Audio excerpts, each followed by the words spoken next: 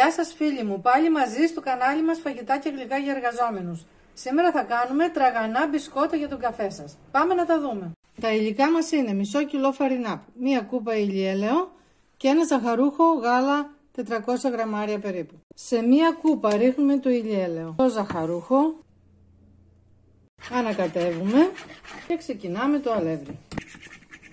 Στην αρχή κλασικά με το πυρουνάκι και μετά θα βάλουμε πολύ λίγο το χέρι. Έχουμε βάλει και το τελευταίο αλεύρι και βάζουμε λίγο το χέρι, ζυμώνουμε, πανεύκολη ζύμη, οικονομική, 3 μόνο υλικά. Λοιπόν, η ζύμη μας είναι έτοιμη, τέλεια. Τι κάνουμε τώρα? Κόβουμε λίγο, απλώνουμε σε ένα πάγκο το χέρι και κάνουμε ό,τι σχήμα θέλουμε και στο χέρι ακόμα. Απλώνουμε στη λαδόκολλα.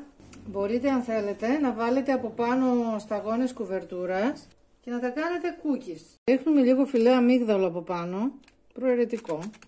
Ψήνουμε σε προθερμασμένο φούρνο στους 160 βαθμούς, σε αντιστάσεις πάνω κάτω, 15 με 20 λεπτά περίπου. Έτοιμα τα μπισκότα μας, τραγανά, νόστιμα, υπέροχα. Πολύ ελαφρά, δεν έχουν βούτυρο, είναι φανταστικά. Σας ευχαριστούμε που ήσασταν μαζί μας σε ένα ακόμα βίντεο. Κάντε εγγραφή για να μην χάνετε καμία μας συνταγή. Να είστε όλοι καλά, να προσέχετε. Γεια σας!